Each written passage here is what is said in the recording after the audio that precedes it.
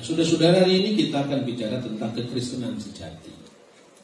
Tentu kekristenan itu kesejatiannya, kebenarannya itu tidak hanya dilihat dari aspek perilaku hidup, penyembahan, tetapi juga ajaran.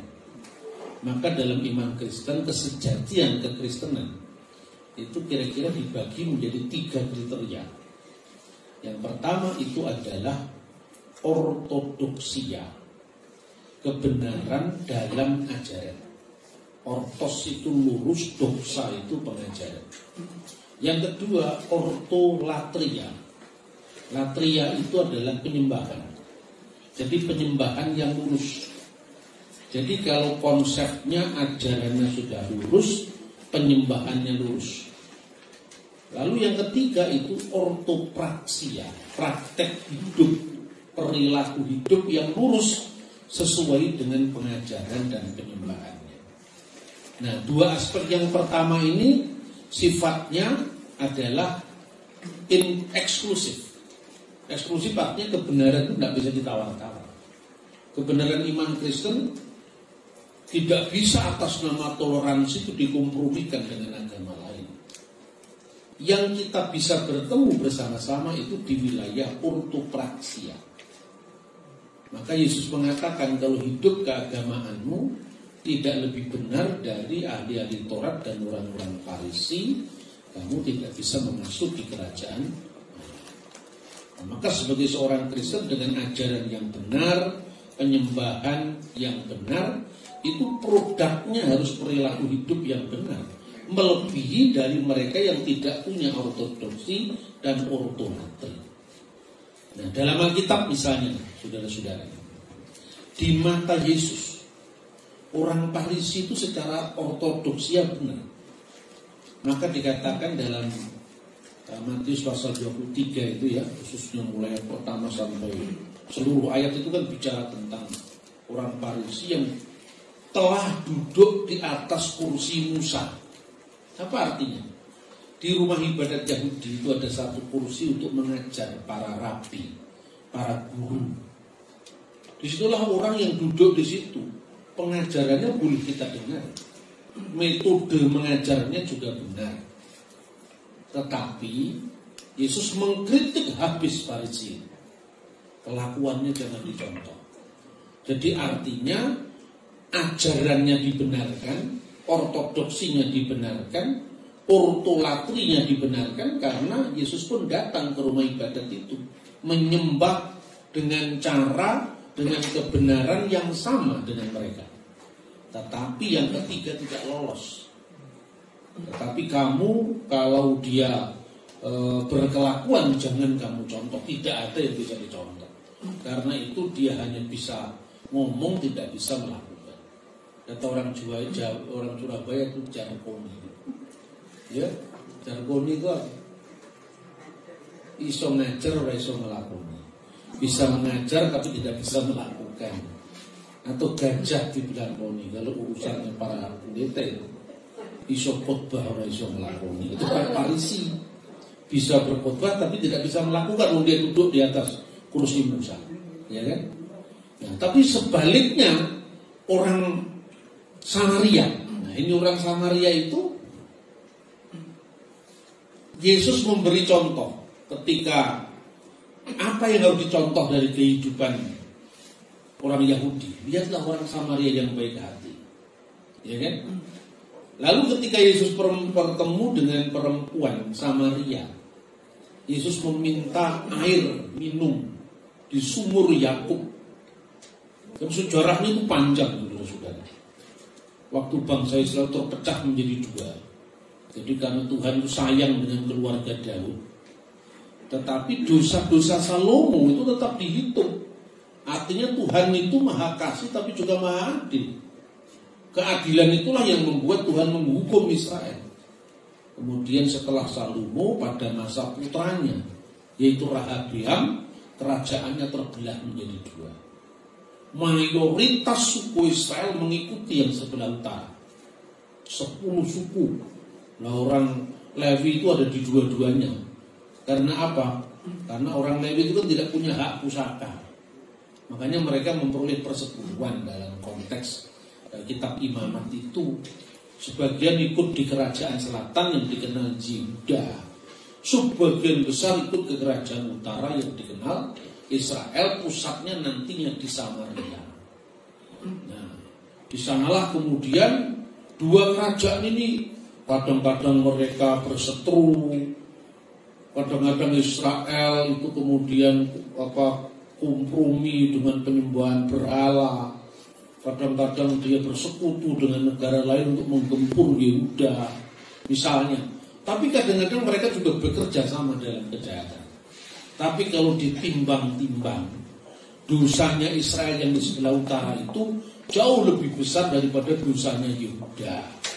Makanya yang di utara itu bertahan sampai tahun 722 sebelum Masehi. Kemudian ditawan oleh Asyur. Sementara yang di sebelah selatan itu bertahan lebih lama sampai tahun 586 sebelum Masehi, sebelum Yehuda dibuang ke Babel. Nah, jadi dibuang ke Babel tahun 586 sebelum Masehi. Lalu ada seorang raja yang menaklukkan Babel, itu Raja Persia. Namanya adalah Kores Agung. Kores Agung itu kemudian mengeluarkan dekret membebaskan seluruh bekas tawanan jajahan yang dibuang ke Babel, dipulangkan ke negeri masing-masing. Nah, itulah yang kemudian selain Alkitab ini bercerita, itu juga ditemukan prasastinya. Namanya prasasti Silinder Kores Agung. Lalu mereka pulang bahkan diberi hak untuk membangun bait suci. Nah, ketika mendengar saudara-saudaranya itu, artinya di selatan, makanya yang di selatan disebut Yehuda, Yehudim, karena diikuti dua suku. Yang pertama suku Yehuda, kemudian Benyamin, karena paling dekat itu Efrata, Bethlehem itu paling dekat. Nah, karena mayoritas suku Yehuda maka disebut Yahudi. Yang di sebelah utara itu punya sejarah sendiri. Ketika mereka ditawan oleh Asyur itu, orang Asyur itu pintar supaya mencegah pemberontakan bangsa Israel. Didatanglah 5 suku dicampur dengan perkawinan silang. Orang-orang Babel, Kuta, Awa, Sefarwaim, ada 5 suku dicampur dalam perkawinan sehingga identitas Israel menjadi kabur. Bukan kawin campur beda agama itu yang dilarang Tuhan. Kalau orang Ambon menikah sama orang Cina, anaknya lebih bagus. Dia tuh manisnya, Ambon manisnya, putihnya jadi orang Cina kan. Tapi persoalannya bukan itu.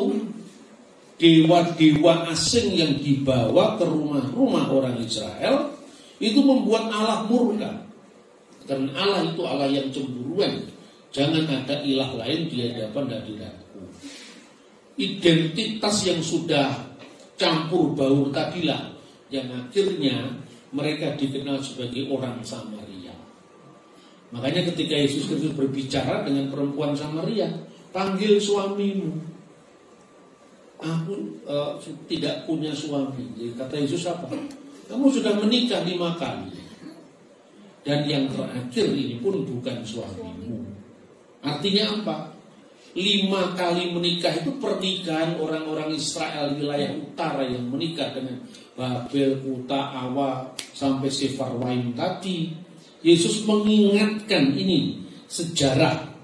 Kata Cicero itu seorang ahli sejarah dunia, ya, di filsafat dunia.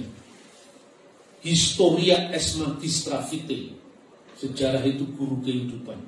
Yesus mengingatkan sejarah bangsamu dengan harapan kamu kalau tidak bertobat dari dosa-dosa masa lalumu, dilepaskan, dibersihkan, kamu tidak bisa beranjak lagi. Karena apa? Kamu dibayangi oleh masa lalu yang keliru itu.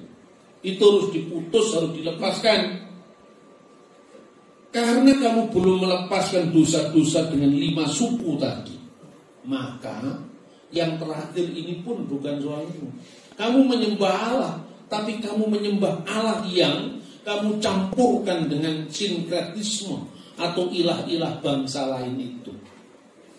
Ketika orang Samaria itu tahu tentang apa yang dikatakan Yesus, itu menusuk jauh ke relung hatinya. Dan itu relung hati kolektif bangsa Samaria. Makanya nyata bagiku sekarang, engkaulah seorang nabi. Nah, kata nabi di sini bukan sembarang nabi. Orang Samaria itu, saudara-saudara, dendam kesumatnya sama Israel itu luar biasa. Jadi mereka itu sekarang masih ada orang Samaria ini. Mereka jumlahnya itu hanya sekitar 600 sampai 1000 orang di seluruh dunia. Tempat mereka itu pertama ada di sekitar Nablus. Nablus itu sekarang wilayah Samaria. Satunya dekat kota Tel Aviv. Yang di Nablus ini bahasanya Ibrani campuran Arab. Yang di Tel Aviv ini bahasa Ibrani campuran bahasa Arab. Sampai sekarang masih ada. Yang di wilayah, mungkin wilayah dekat Tel Aviv itu tidak sampai 200 orang. Tapi mereka militan sekali orang-orang Samaria itu. Nah, karena mereka tidak percaya dengan eksistensi kota Yerusalem. Karena apa? Nah, ini sejarahnya.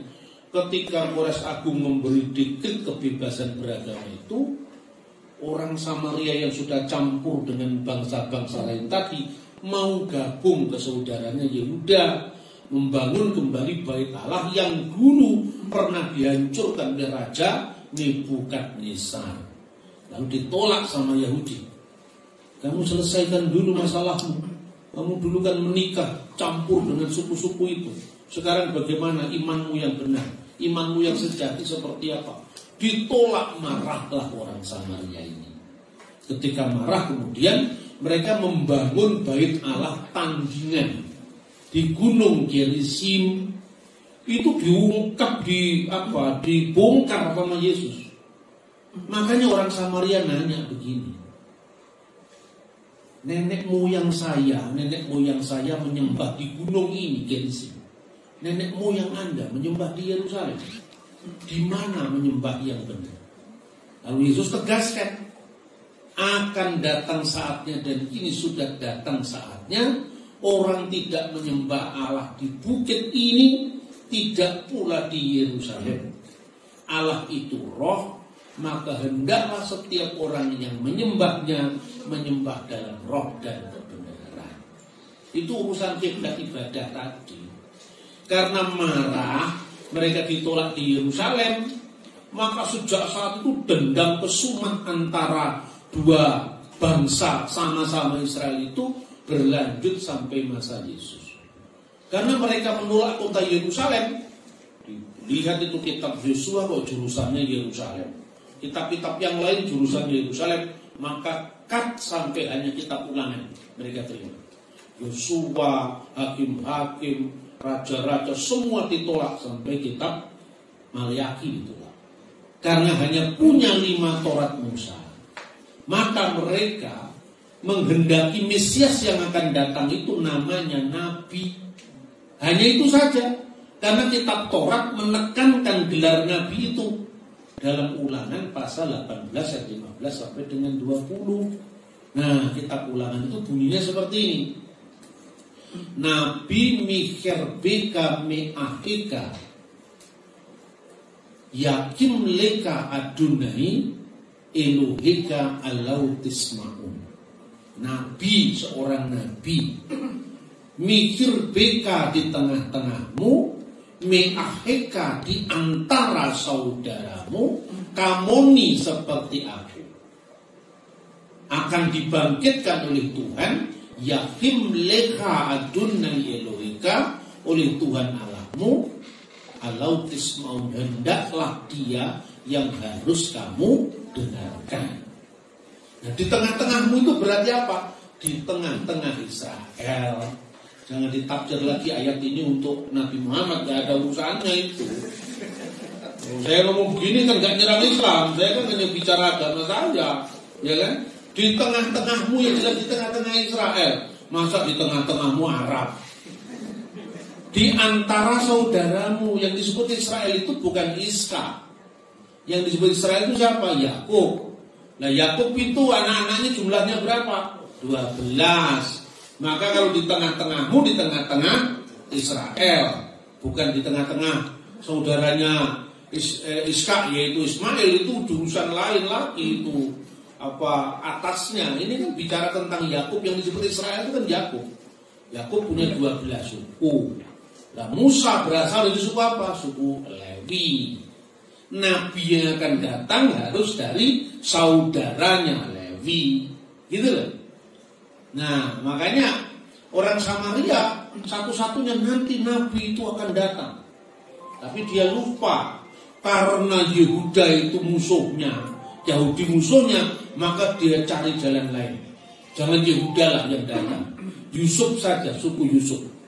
Makanya dia mengharapkan nanti Mesias itu disebut sebagai Nabi Tahib, Nabi pemulih, Nabi yang merekonsiliasikan antara Samaria dan Yahudi. Dan itu ditunggu-tunggu dari suku Yakub, suku Yusuf. Makanya dia di sumurnya Yakub itu, disitulah Yusuf itu dulu mengikuti suku yang di utara. Apa Yesus kompromi? Tidak. Dia mengatakan, kamu menyembah kepada Allah yang tidak kamu kenal. Kami menyembah kepada Allah yang kami kenal, karena keselamatan datang dari bangsa Yahudi, bukan bangsa Samaria. Apa artinya? Yesus tidak mau kompromi dalam soal ortodoksi dan ortolatriki. Tetapi dalam soal ortopraksi, baik itu baik sekalipun itu terjadi di agama orang lain. Bahkan itu tantangan bagi kita. Kalau iman kita sudah benar, penyembahan kita sudah benar, jangan perilaku hidup kita tidak benar. Harus lebih benar daripada ahli Taurat dan orang-orang Farisi. Itulah basicnya iman Kristen, saudara-saudara. Melalui pembahasan Alkitab ini, kita bisa tarik kemana-mana. Artinya kita relevansikan dengan tantangan zaman kita sekarang. Maka ketika saya katakan misalnya Nabi di tengah-tengahmu, ketika saya mengatakan ini bukan Nabi umat Islam, itu kan hak jawab kita. Kitab suci kita disalahgunakan oleh orang lain, masa kita diam? Nah, dalam hal ini bukan bicara soal toleransi, itu bicara soal hak jawab. Orang Yahudi kan nggak percaya Yesus, tapi tidak pernah menafsirkan teks itu untuk kaum Ismail. Ya, mereka masih mengharapkan Mesias yang akan lahir dari suku Yehuda, sekalipun mereka menolak Yesus. Kan itu kan? Mereka masih nunggu-nunggu. Makanya kalau orang Yahudi itu berharap tentang datangnya Mesias, ini menurut sumbernya para rabi Yahudi, engkaukah Mesias? Ini kedatanganmu yang pertama atau kedatanganmu yang kedua? Ini maksudnya apa? Kalau orang Kristen kedatangan pertama kan sudah, tinggal second coming yang belum. Orang Yahudi masih bingung, ini kedatanganmu yang pertama atau yang kedua? Kalau engkau jawab yang kedua, jangan-jangan Mesias Kristen benar. Kalau kedatanganmu yang pertama, ini yang saya tunggu-tunggu supaya Kristen salah. Kira-kira seperti itu. Jadi antara Yahudi dan Kristen itu problemnya bukan pada problem kitab suci, tapi penafsiran kitab suci yang sama. Nah, ini basicnya harus seperti itu. Maka di tengah-tengahmu itu, di tengah-tengah Bani Israel, di tengah saudaramu, Musa lahir dari suku Lewi, Yesus lahir dari suku Yehuda, pas seperti aku. Nah, seperti aku ditafsirkan oleh tokoh-tokoh polemikus Islam seperti Zakir Naik, ya, sampai Zakir turun. Gitu kan? Sekarang sudah mulai turun kan. Dulu kan naik sekali kan, sampai diundang sama Pak Wakil Presiden itu. Diundang itu sampai ke istana, zamannya Pak SBY dulu. Yang undang Pak JK, ya. Itu kita lihat. Terus kemudian dia kemana-mana mengatakan bahwa ini kemiripan Nabi ini. Apa kemiripan? Nabi Musa punya bapak, punya ibu. Nabi Muhammad punya bapak, punya ibu. Yesus hanya punya bapak surgawi. Bapak secara fisik tidak ada karena lahir dari Roh Kudus. Nggak cocok katanya. Yesus tidak punya anak karena tidak punya istri. Muhammad punya anak, punya istri. Musa punya anak, punya istri, cocok. Yesus nggak cocok. Kalau jawabannya begitu, Pak Pendeta juga punya anak, punya istri. Kenapa bukan dia Mesiasnya? Iya kan? Karena kesamaan itu bukan kesamaan yang sifatnya umum. Ini kesamaan yang sifatnya khusus. Dalam hal apa? Seperti Musa itu. Dalam hal Nabi Eksodus, Nabi pembebas, Nabi pembebas umat dari penindasan. Itu temanya. Maka tema orang Yahudi itu berpuncak pada keluaran dari tanah Mesir. Ya kan? Yahudi punya Paskah. Itu Paskah dasarnya dulu Yahudi. Kita juga punya Paskah. Sampai istilahnya pun sama. Kenapa disebut Paskah? Waktu Tuhan memulai orang-orang Mesir. Pada tulah ke-10 itu apa? Anak-anak sulung mati. Ya kan? Tapi Tuhan berfirman dalam kitab Keluaran itu, bahwa ketika aku melihat darah itu, viraiti et hadam, ketika aku melihat tanda darah itu, ufesakti alehem, maka aku akan lewat atas mereka. Nah, kata Pesach itulah yang menjadi bahasa Arab Paskah. Ya, Paskah al-Majid, Paskah yang mulia, the glory Passover, itu kata orang Arab. Orang Kristen Arab, bukan Islam Arab, maksudnya ngomong begitu kan. Maka Paskah simbolnya apa? Sama, roti dan anggur. Nah, sekarang Islam mana anggurnya? Ayo sekarang, katanya minggrep. Ya, ketika Yesus melakukan perjamuan malam Paskah itu kan Paskah Yahudi. Karena penggenapannya masih akan terjadi kemudian loh. Ketika Yesus bangkit di antara orang mati baru genap di situ kan. Tapi ketika Yesus makan malam Paskah sama orang Yahudi, jangan dibayangkan Paskahnya gereja Betani atau gereja Katolik. Belum, waktu itu gereja belum berdiri kan. Yesus memecah-mecahkan roti. Yesus memberikan anggur lalu dibagikan. Setelah diberkati, urutannya persis dengan seder Pesach Yahudi. Tapi bedanya gimana? Ketika orang Yahudi memecah-mecahkan roti dan dibagi-bagikan kepada jemaah, itu bunyinya apa? Inilah roti sengsara yang dimakan oleh nenek moyang kita di tanah Mesir. Jadi Paskah Keluaran itu bahasanya bahasa Aram itu, ya. Inilah roti sengsara halahma an-niyat diakalu afakta bi'ar'a Misrayim, yang dimakan oleh nenek moyang kita di Mesir. Perhatikan, ketika Yesus memecah-mecahkan roti, apakah dia mengatakan ini roti sengsara yang dimakan nenek moyang kita di Mesir? Tidak. Inilah tubuhku yang dipecah-pecahkan. Ketika Yesus menuangkan anggur dan membagikannya kepada murid, apakah Yesus mengatakan inilah anggur sengsara yang diminum nenek moyang kita di Mesir? Inilah darahku, darah perjanjian baru yang ditumpahkan sebagai pengampunan dosa. Jadi maknanya digenapi, simbolnya tetap sama, hanya satu yang tidak ada di situ, yaitu potongan daging anak domba dan sejenis salad. Orang Yahudi kalau Paskahnya ada potongan daging anak domba, sejenis salad, sayurnya sayur pahit, menunjukkan apa? Inilah kepahitan hidup di tanah Mesir. Ya kan? Kenapa di situ tidak ada potongan daging anak domba? Karena Yesus sendiri adalah anak domba Allah, penghapus dosa dunia. Persis sama, Paskahnya Samaria, Paskahnya Yahudi, penggenapannya Paskahnya Kristen. Islam tidak punya Paskah. Makanya Nabi di tengah-tengahmu itu bukan Nabi Muhammad, itu pasti itu. Jangan mencopot kitabnya orang untuk cari pembenaran. Kalau saya ngomong begini tidak mengandung tindak pidana penodaan agama. Saya tidak pernah merusui agamanya orang. Saya bicara hak jawab tentang iman kita sendiri. Nah, makanya Yesus mengatakan penggenapannya adalah dia. Orang nanya lagi, kenapa Pak Yesus itu disebut dengan Rasul, tapi orang menyebut dia anak Allah? Dipertentangkan antara statementnya Yesus dengan ucapan-ucapannya Rasul Paulus. Kristen itu bukan agama Paulus, tapi bukan agama Yesus, tapi ajaran Paulus. Ya toh? Sering kan mendengar itu. Kemudian Kristen diserang. Itu karena orang Kristen itu baik hati. Diserang ya diem aja. Itu kan baik hati.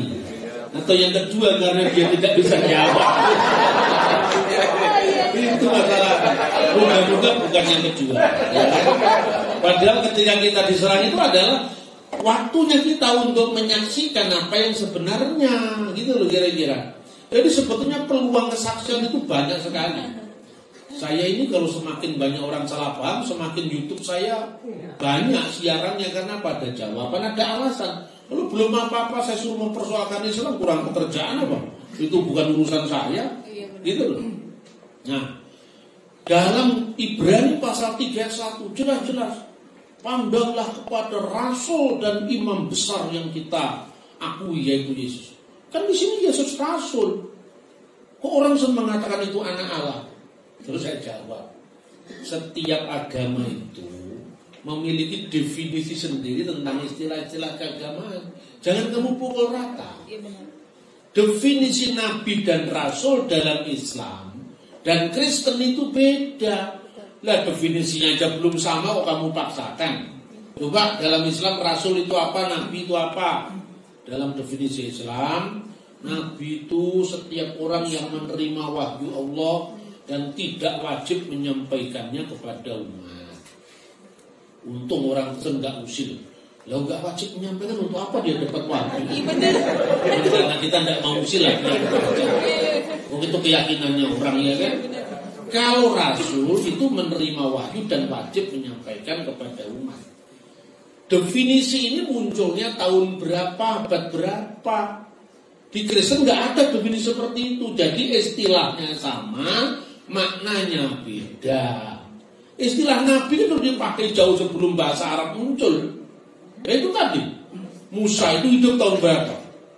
1400 sebelum Masehi itu sudah ada nabi mikir beka meaheka. Nabi di tengah-tengahmu, di antara saudaramu, sudah ada itu kata nabi. Tapi nabi maknanya tidak sama dengan nabi Islam. Adam disebut nabi. Di Kristen Adam bukan nabi, di Yahudi Adam bukan nabi. Lot disebut nabi. Ketika nggak cocok dengan kenabiannya, nuduh palsu. Kan itu persoalan. Masa seorang nabi berbuat tidak senonoh dengan anak-anaknya, atau mau dikasih mabuk sama anaknya, ya kan?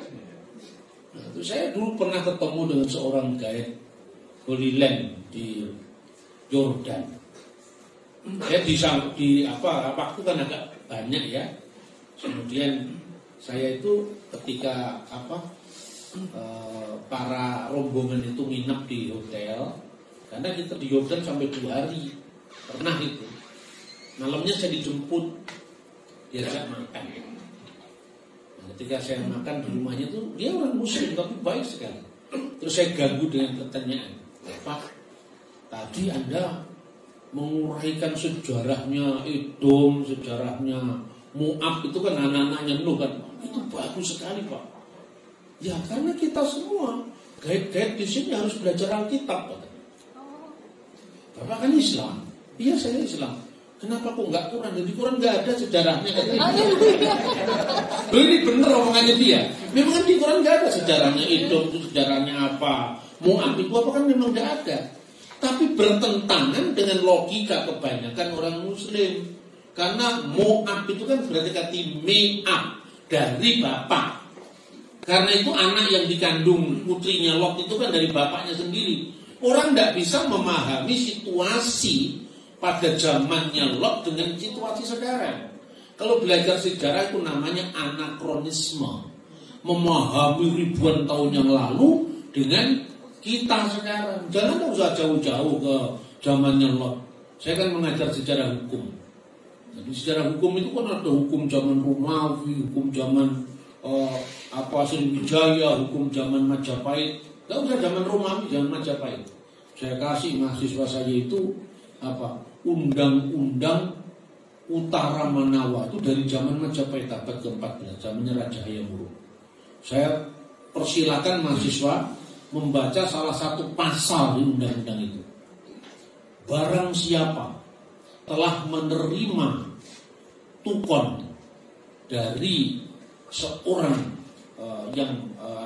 suami, lalu wanita ini melakukan tindakan amancal turun, maka wanita ini harus mengembalikan tukon 4 kali lipat dari mahar yang sudah dibayarkan. Saya kira itu Pak, aman calturon itu apa?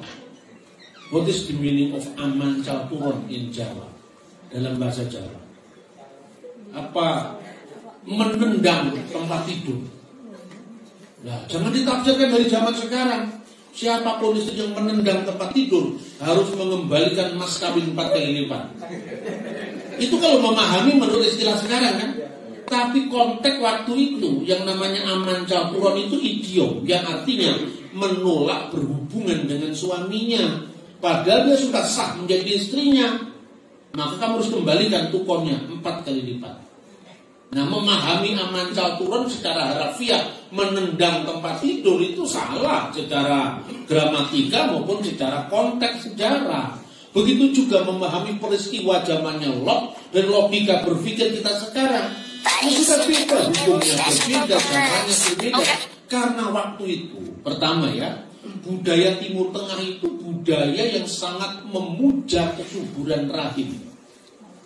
Baik itu secara benar maupun secara salah. Kalau secara benar, orang Israel kan selalu berdoa. Ya, di perayaan Paskah itu makanya selalu ada telur, Pak. Paskah telur itu bukan dari penyembahan dewa di Jerman seperti yang Anda terima di WA itu. Katanya jangan mengucapkan Happy Easter karena itu Dewi Ishtar. Itu alamatnya mana Ishtar itu? Zamannya tahun berapa, jangan dicocok-cocokologi. Ada hubungan antara Easter dengan Ishtar. Itu sama dengan Naruto sama Naruto. Mirip tapi tidak ada hubungan. Seringkali orang itu karena kurang literasi, lalu kita ikut-ikut Sen itu kita sekarang mengucapkan Happy Passover, ya toh? Iya. Happy Pesach. Kenapa happy-nya bahasa Inggris, Pesachnya bahasa Inggris? Itu kan separuh-separuh kalau belajar gitu. Nah, ini anakronisme. Jadi memuja kesuburan secara benar. Makanya simbol telur dalam Paskah Yahudi itu artinya apa? Sekalipun kita ini terdiaspora di suku-suku bangsa, menyebar di mana-mana, tetapi Tuhan akan mempertahankan eksistensi bangsa kita. Karena rahim orang Yahudi tetap subur sehingga bisa melanjutkan keturunan. Dan mereka masih berharap ribuan tahun loh. Mulai mereka terdiaspora tahun 70 dan tahun 135 Masehi. Dia mengatakan dalam doanya disisipkan, ya, hari ini kita di sini, tetapi tahun depan di Yerusalem. Lisana haba'ah Yerusalem. Itu setiap Paskah. Tahun depan di Yerusalem, yakin sekali. Tahun depan masih di Babel. Tahun depan masih di Mesir. Tapi doa lagi. Lisana haba'ah Yerusalem selama 2000 tahun itu. Sampai tahun 1948 baru Israel punya negara. Doa 2000 tahun itu dikabulkan Tuhan. Betapa sabarnya Israel menanti. Ya Anda disuruh nanti cuma beberapa minggu, beberapa tahun aja marah-marah ke Tuhan. Ya tapi Israel 2000 tahun nunggu itu.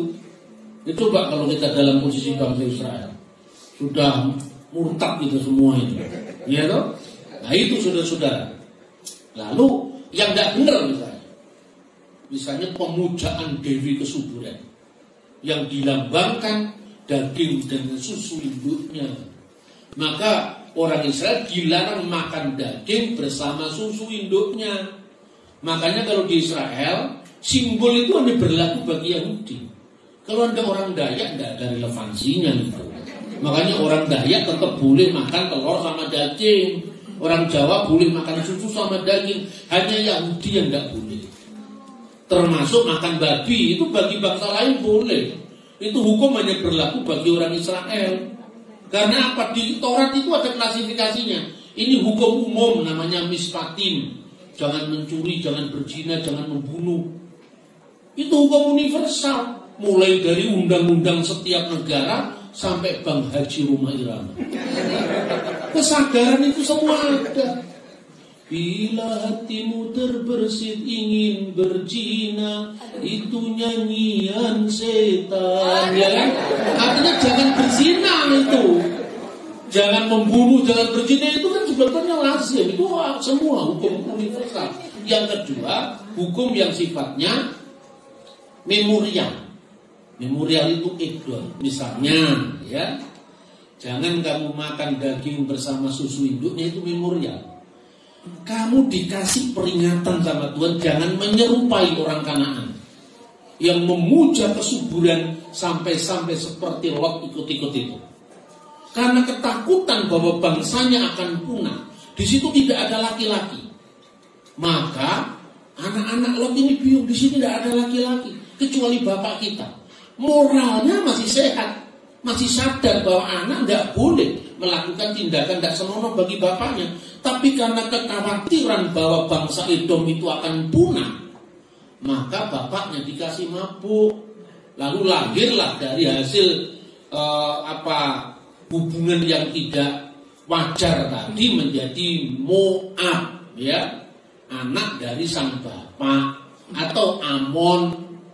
Itu Amon, Moab itu kan turunannya Lot. Dan sekarang kamu boleh menyangkal ini, tapi pembandingnya mana? Sejarah yang lain gak ada kecuali satu itu. Itu loh cara memahami teks. Maka membaca kitab itu tidak mudah, ya, karena kitab itu kitab ribuan tahun loh itu. Dari zaman yang berbeda-beda, bahasa yang berbeda, konteks zaman yang berbeda, fakta hukum yang hidup di masing-masing zaman yang berbeda. Nah, itu artinya peringatan, jangan menyerupai bangsa lain. Yang kedua, jangan makan daging di pangkal paha. Itu juga peringatan itu. Apa peringatan? Ingat peristiwa leluhurmu, peristiwa kakek moyangmu Yakub, ya kan? Kenapa? Yakub itu kegigihannya yang satu tadi, peringatan jangan menyontoh yang jelek. Yang kedua, peringatan kegigihan dari seorang Yakub.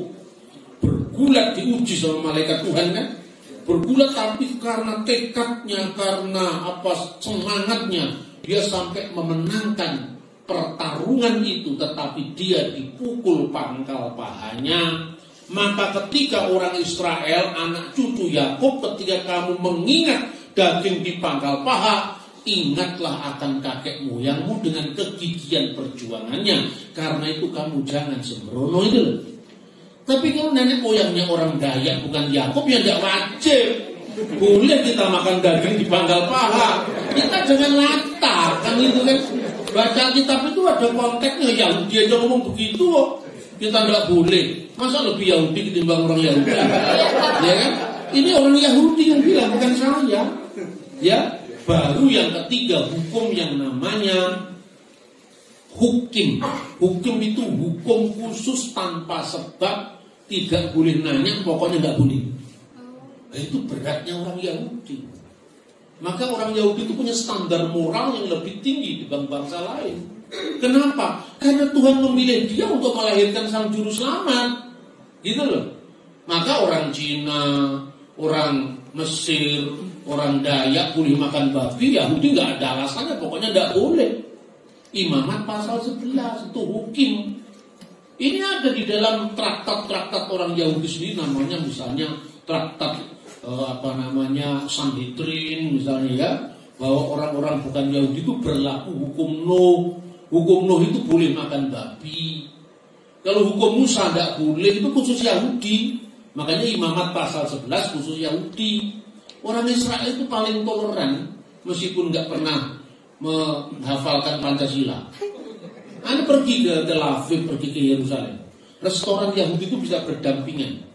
Satunya kosher, satunya lu kosher. Kosher itu boleh dimakan bagi Yahudi. Misalnya ini ada burger. Burgernya Yahudi nggak boleh ada susunya di situ. Ada kejunya nggak boleh. Karena itu kan hasil dari susu. Nggak boleh dimakan sama daging. Kalau ada sarapan di hotel-hotel Israel miliknya orang Yahudi, pagi itu hanya sayur, ya, boleh ada telur, tapi daging nggak ada di situ. Siangnya baru ada daging. Pokoknya daging nggak boleh dimakan sama telur sekaligus. Kalau kita enggak, sudah cuminya nggak boleh dimakan, kasih telur asin, kolesterol, baru tahu kita kan. Kita kan makannya rasa enak aja kita ini. Jadi segala sesuatu itu boleh tapi harus terbatas. Jangan semua dimakan semua. Kata orang Jawa geragas. Geragas itu pokoknya bulahap lah, semua dilahap itu asalnya. Orang Israel seperti Adam dan Hawa tidak boleh makan buah pohon di tengah-tengah taman. Itu pohon durian atau pohon manggis, nggak ada keterangannya. Pokoknya nggak boleh titik. Tapi dasar Yahudi juga dicari yang itu orang pintar. Ngapain kok Tuhan nggak boleh? Ngapain kita dikasih alasan? Harus dicari. Makanya ada seorang filosof Yahudi namanya Philo. Lahir tahun 20 sebelum Masehi, wafat tahun 50 setelah Masehi. Jadi sejaman dengan Yesus, cuma tidak pernah ketemu. Karena Philo hidupnya di Alexandria, Yesus di Yerusalem dan Galilea dan sekitarnya. Philo mengatakan, dalam bukunya saya kalau ngomongkan selalu ada referensinya. Tidak pernah ngawur saya. Anda cek sekarang. Kalau dulu Anda baca bukunya Philo harus pergi ke Singapura sana minimum. Pergi ke toko buku Kinokuniya. Sekarang Anda cukup beli pulsa 100.000. Anda cari Philo The Special Law volume 4, ketemu di situ. Babi tidak boleh dimakan sama bangsa kita Israel karena babi ini adalah daging yang paling lezat di seluruh dunia. Masih ditambahi sama dia, bagi yang memakannya. Dia pikirannya cerdas, terbuka, tapi dia tetap taat, dia tidak makan babi. Dia cukup puas dikatakan, kenapa sih kamu suka makan babi? Oh, enak bro katanya. Tapi dia tidak ingin nyicip-nyicip, enggak. Pokoknya enak ya, cukup ya enak. Karena bangsa saya nggak boleh makan, udah nggak makan. Pokoknya dia tanya mungkin kepada tetangga-tetangga sebelah itu yang suka masak apa babi kecap, babi rica, itu ditanya. Semua pokoknya enak. Oke, binatang yang paling enak. Dia refleksikan. Bangsa Israel itu kenapa sampai 40 tahun terlunta-lunta di padang gurun? Karena pelanggaran. Seumpama Israel itu taat, itu langsung ada jalan pintas lewat Filistin. Tapi harus muter dulu lewat Yordan 40 tahun lagi. Karena tidak taat. Bayangkan sampai Musa jengkel. Tapi karena kriteria moral bagi Yahudi lebih daripada bangsa lain, Musa itu karena gergeten, itu salah kepleset ngomong gitu. Haruskah kami mendatangkan air? Lah padahal Tuhan yang buat mujizat, dia klaim itu atau nggak boleh masuk ke tanah perjanjian. Itu artinya kriteria standar moralnya jauh lebih tinggi. Karena apa? Bangsa terpilih ini kalau sedikit cacat, ini rusak seluruh susu sebelahnya, sedikit ragi itu, ya mengkhawatirkan seluruh adonan. Kira-kira seperti itu. Nah, itulah Philo. Bangsa Israel bersungut-sungut ketika dalam jerih juang yang Tuhan bentuk dia, yang diingat tanah Mesir. Memang kita di sana terjajah, kita di sana bangsa budak, tapi kan kita tidak pernah kurang makan, tidak pernah kurang daging, tidak pernah kurang air. Di sini Musa ini kita mau bawa di mana kita ini? Bersungut-sungut. Tuhan menuntut perjuangan yang dibayangkan apa? Kendi berisi daging. Dan kalau daging kambing aja betapa enaknya, apalagi daging yang satu tadi, yaitu babi, kira-kira seperti itu. Ini yang ngomong begini Philo, bukan saya. Nah, kedua, Rabi Rambam itu pada bab 11, dia mengatakan gini, haram dan halal itu dalam Israel bukan karena yang tidak boleh dimakan itu buruk secara higienis, tidak. Itu tidak boleh dimakan karena tidak memenuhi syarat ritual. Ngerti maksudnya? Istilah haram itu kan bahasa Arab, bukan bahasa Ibrani. Bahasa Ibrani yang dipakai dalam Alkitab 5 pasal 11 itu apa? Tahor dan tame. Tahor itu artinya apa? Tahir secara ritual, suci secara ritual, bukan secara higienis. Tame itu adalah tidak suci secara ritual, bukan tidak suci secara higienis. Jadi kalau babi ada cacing pita itu sekarang-karang aja itu. Setiap daging ada cacing pita, tergantung gimana cara masaknya. Maka jangan ragu-ragu makan babi. Sekalipun saya tetap lebih suka kambing ketimbang babi. Karena bagi saya kambing itu tidak terkalahkan. Ya tapi itu pilihan saya. Saya tidak suka makan babi, tetapi bukan melarang makan babi karena Secara hukum memang boleh gitu. Itu kan kesukaan orang, saya nggak suka atau saya agak suka misalnya. Lebih suka saya kambing, nah itu lain karena itu warisan nenek moyang saya, kambing itu kan. Babi bukan nenek moyang saya, itu nenek moyangnya orang Thailand, nenek moyangnya orang Tionghoa. Karena saya nenek moyang saya bukan penyuka daging babi, karena daging kambing guling, ya itu yang saya warisi. Manusia kan terikat primordialisme. Primordial, apa yang paling Anda suka di masa kecil, itu nanti sampai tua Anda akan terkenal. Percaya sama saya. Karena saya sudah mulai agak tua sekarang. Dulu saya waktu masih muda belum sadar saya.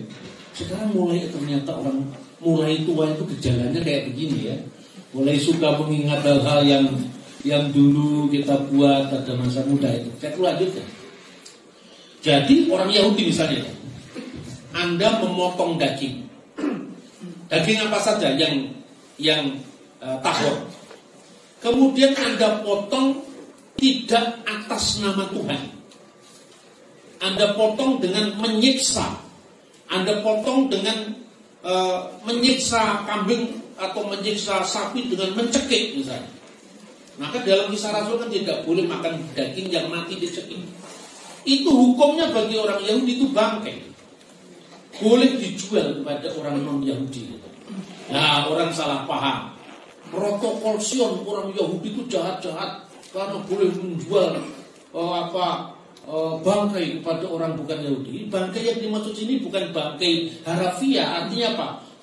Bagi orang Yahudi, daging yang dipotong tidak memenuhi syarat halakah, syarat hukum Yahudi, itu sama dengan bangkai. Karena bagi bangsa lain itu daging, bukan bangkai, ya boleh dijual.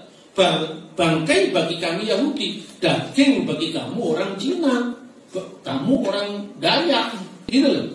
Nah, kenapa tidak boleh? Katanya Rabi Rambam begini, tidak memenuhi syarat secara ritual. Jadi ritualnya orang Yahudi itu boleh sapi dikorbankan, kambing dikorbankan boleh, kelinci boleh nggak dikorbankan? Nggak boleh, karena larangan imamat pasal 11. Jadi teman saya nanya, kami orang Islam lebih setia memelihara Taurat daripada kalian orang Kristen. Bener aja bro, mana bukti kesetiaan? Tunjukkan. Kami tidak makan babi. Kenapa kamu makan unta? Nah, unta yang pertama dilarang kok. Jangan makan unta, baru kedua pelanduk, ketiga kelinci. Kenapa banyak di Jawa itu ada sate kelinci? Itu tidak memenuhi syarat hukum Yahudi. Kenapa orang-orang suka daging suiki? Sepotong itu nggak boleh dimakan. Udang, cumi-cumi, lele, ikan patin nggak boleh karena nggak bersisik. Apakah berarti ikan patin itu mengandung cacing patin? Nggak ada itu. Ya karena nggak boleh, memang nggak boleh gitu. Tapi yang belajar agama itu mesti yang rasional dan literasinya harus kuat. Kenapa nggak boleh? Dicari lagi sama orang Yahudi. Nggak boleh karena apa? Ini Pak, Rabi Ramban mengatakan begini. Bagi orang Yahudi, semua tahu hukum Taurat. Dalam hukum Taurat, yang sulung harus dipersembahkan kepada Tuhan. Baik binatang maupun manusia. Anak sulung itu bagiannya Tuhan. Hak kesulungan itu miliknya Tuhan. Berarti kalau sapi, peternak sapi, anak yang pertama sapi itu dipersembahkan kepada bait suci. Nggak boleh makan, ya itu. Nah sekarang kalau sapi anaknya 3, anaknya 2 kan kesulungannya gampang. Kalau babi anaknya 18, gimana cara menandai kesulungannya? Nah makanya tidak memenuhi syarat sebagai tahor dalam hukum Yahudi. Nah gereja bagaimana? Ini selalu salah paham. Gereja membatalkan hukum Taurat. Mana yang dibatalkan dari gereja? Baca Kisah Rasul pasal 15, nanti aja bacanya. Saya summary-kan sekarang supaya Anda dapatnya banyak. Ya. Tapi Anda baca sendiri Rasul pasal 15. Terjadi apa di situ?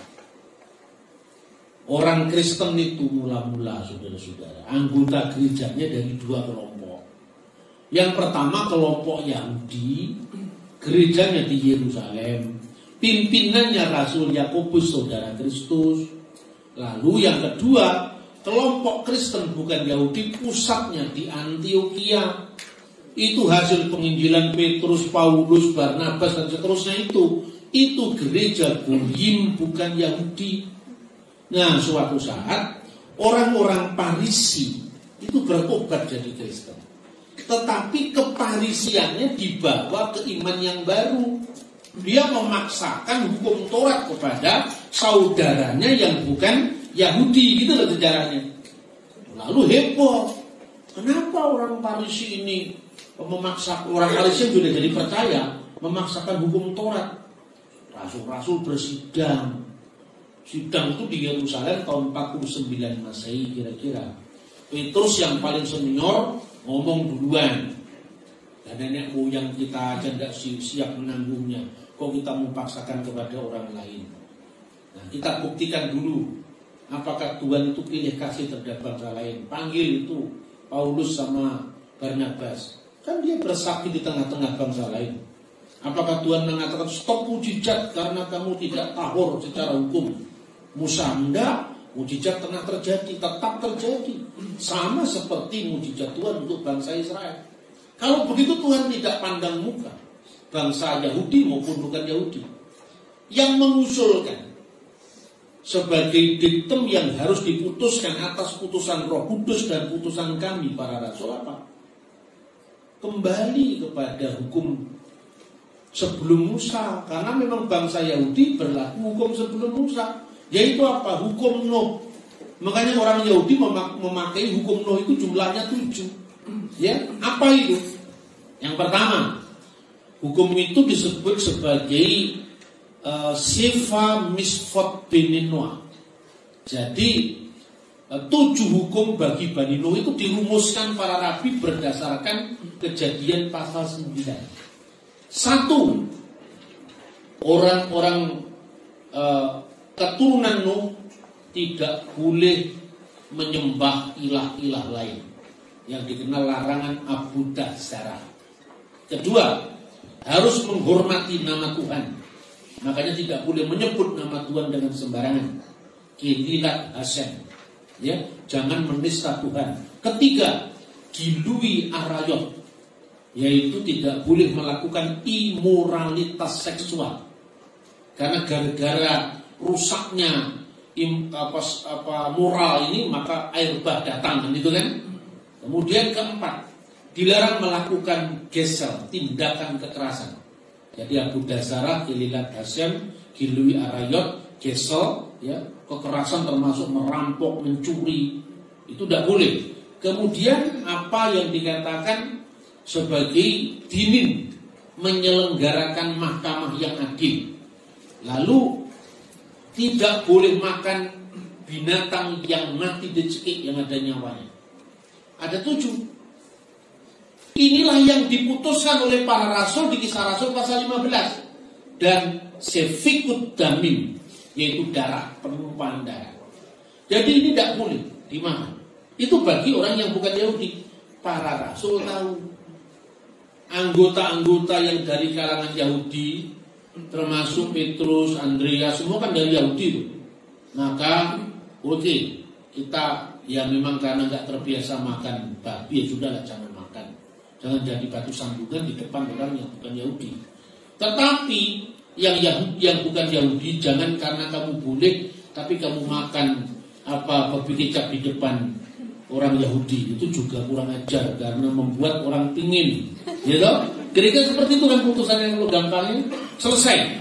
2 gereja ini berjalan masing-masing. Terus yang dibatalkan Paulus yang mana? Kok nuduh-nuduh Paulus?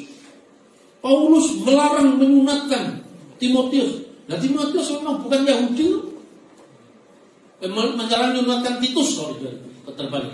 Titus kan memang orang Yunani. Orang Yunani tidak berhak atau tidak diwajibkan untuk mengikuti hukum Musa karena dia orang Yunani. Tapi Paulus menyunatkan Timotius karena ibunya Yahudi. Di Kisah Rasul pasal 16. Paulus kok selalu dituduh? Mana yang dibatalkan Paulus? Ya kan? Orang Yahudi sendiri apa pernah memaksakan orang bukan Yahudi untuk melakukan hukum Yahudi? Sampai hari ini tidak. Makanya restoran pun ada yang kosher. Itu kalau ada McD warnanya merah di Israel itu. ditulis lo kosher. Tidak boleh dimakan bagi Yahudi, tapi bagi Polandia boleh, bagi orang Amerika boleh. Itu berjejeran dengan McD warna biru tertulis kosher. Tidak pernah ada kota halal di Yerusalem. Kalau yang kosher ya kosher, yang tidak kosher ya silakan. Untuk restoran Mandarin kok disuruh kosher. Kosher itu ukurannya siapa? Gak seperti kita yang Islamnya lebih Arab ketimbang orang Arab, yang kadang-kadang Kristennya lebih Yahudi ketimbang Yahudi. Karena kita belajarnya tidak dari basic, tapi dari calo kita belajar. Dari Yahudi calo maupun Islam calo tadi. Calo kan orang kesekian, tidak dari sumber primer tapi dari sumber sekunder. Yaitu yang pertama. Lalu kenapa itu disebut rasul? Ini rasul menurut definisi siapa dulu? Iya kan? Kira-kira gini, rasul itu dalam bahasa Yunani apostolos. Nah, apostolos itu terjemahan dari Alkitab Septuaginta yang ditulis abad ketiga sebelum Masehi di Alexandria. Terjemahan dari bahasa Ibrani saliyah. Nah, saliyah itu artinya apa? Utusan jemaat, utusan kongregasi. Nah, karena Yesus itu adalah imam besar perjanjian baru, ya, menurut peraturan Melkisedek. Apa artinya menurut peraturan Melkisedek? Mesias itu ada 3 matra. Yang pertama nabi, tadi sudah dijelaskan. Yang kedua raja. Makanya dari suku Yehuda, karena tongkat kerajaan tidak beranjak dari Yehuda. Dan yang ketiga imam. Fungsinya Mesias itu 3, imam, nabi, raja. Fungsi sebagai raja, makanya dikatakan duduklah kamu di sebelah kananku. Kenapa? Karena bait Allah itu terdiri dari 3 ruangan. Ruangan Maha Kudus, ruangan kudus, dan halaman. Ruangan Maha Kudus itulah tempatnya Allah Shekinah. Bertakhta di situ. Sebelah kanannya ruangan Maha Kudus itu istana Daud. Jadi Mesias yang akan datang itu adalah tahtanya tidak berkesudahan. Jadi kalau duduk di sebelah kanan itu jangan Anda bayangkan ada 2 kursi. Bukan itu maknanya. Loh kok bisa Pak? Jelas memang begitu. Anda tanya misalnya apakah harus duduk 2 kursi? Allah di sebelah kiri, terus kemudian Raja Israel di sebelah kanan, kan tidak. Sudah ketemu sama Pak Jokowi? Enggak Pak, saya cuma ketemu dengan tangan kanannya. Apa tangannya Pak Jokowi harus lepas? Oh iya, terima kasih. Masa itu enggak. Maksudnya di situ adalah sekretaris presiden mengatasnamakan presiden itu. Itu makna duduk di sebelah kanan. Asalnya dari mana? Dari Mazmur 110. Neum Hashem Laduni Seflimini. Firman Tuhan kepada Tuanku. Tuanku ini my Lord. Itu gelarnya Mesias. Jadi Mesias disebut Tuhan itu dari perjanjian lama. Bukan dari konsili Nikea ngawur aja. Yesus baru jadi Tuhan tahun 325. Itu omongannya orang-orang yang otaknya sudah longsor. Ya kok? Yang seperti itu yang masih banyak beredar aneh saya. Kenapa ya? Ya tapi kalau kita ini kan selalu di posisi salah paham, disalahpahami atau orang-orang yang selalu salah paham dan pahamnya salah itu. Yang ketiga, engkaulah imam besar untuk selama-lamanya bidifrati Melkisedek, menurut peraturan Melkisedek. Apa artinya? Nah, lihat dulu sejarah Abraham. Karena sejarah Alkitab terus harus runut ya, harus sistematis, harus kronologis. Abraham itu membayar persepuluhan pada Melkisedek. Nah, Melkisedek itu siapa? Padahal persepuluhan itu kan haknya imam. Imam itu dari keturunan Harun. Kan itu kan. Nah, Melkisedek, jangankan Harun, itu kakek moyangnya Harun saja bayar persepuluhan ke Melkisedek sebelum aturan itu ada dalam Taurat. Karena kehidupan Abraham sebelum Taurat. Jadi artinya imam besar harus dari keturunan Harun. Karena Melkisedek itu jauh sebelum Harun, maka tidak cocok dengan pola Harun ini. Maka polanya Melkisedek pilihan langsung dari Allah. Itu makanya keimamatan Melkisedek itu keimamatan yang bukan karena darah, sehingga bukunya muncul di silsilah. Aturannya belum ada, apalagi bukunya kan. Gitu loh. Setiap imam itu kan harus punya jalur keturunan Harun. Dan Melkisedek ditaruh buku silsilah tidak ada. Dia sebelum Harun. Maka menurut peraturan Melkisedek artinya keimamatan secara honoris causa. Nah, apa artinya tidak berbapak, tidak beribu, tidak bersilsilah? Bukan berarti Melkisedek itu bukan manusia. Karena dicari di buku silsilah tidak ada nama bapaknya, tidak ada nama ibunya. Karena apa? Ibrani pasal 7, juru selamat kita lahir dari suku Yehuda. Dan suku Yehuda tidak ada aturan tentang imam. Karena Yesus itu Mesias yang tidak hanya raja cocok dengan suku Yehuda, yang nabi cocok dengan suku Yehuda, tapi imam besar pilihan khusus dari Tuhan. Makanya kalau di sidang-sidang pengadilan itu seorang tidak diketahui datanya tentang bapaknya. Misalnya namanya adalah misalnya Ishak, bapaknya tidak ada, ibunya tidak ada, silsilahnya tidak ada, tetapi dia warga negara Yudea, melakukan tindakan karena ini, dihukum ini. Tidak berbapak, tidak beribu, tidak bersilsilah itu artinya bukan nggak punya bapak, nggak punya ibu, tapi artinya apa? Silsilahnya tidak diketahui, bapaknya tidak tercatat, ibunya tidak tercatat. Makanya dalam Alkitab terjemahan bahasa Indonesia sehari-hari diterjemahkan bapak dan ibunya tidak diketahui dan silsilahnya juga tidak ada. Nah, ini idiom saudara-saudara. Seperti tadi itu amancal turun juga idiom. Ya, bukan berarti artinya harafiah. Nah, imam besar itu utusan. Utusan apa? Utusan untuk upacara penebusan dosa.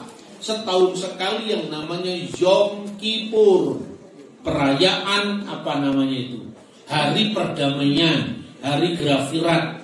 Itu harus imam besar. Imam besar ini utusan yang mengatasnamakan umat Israel. Umat Israel jumlahnya berapa? 12. Makanya penggenapannya Rasul Yesus juga 12.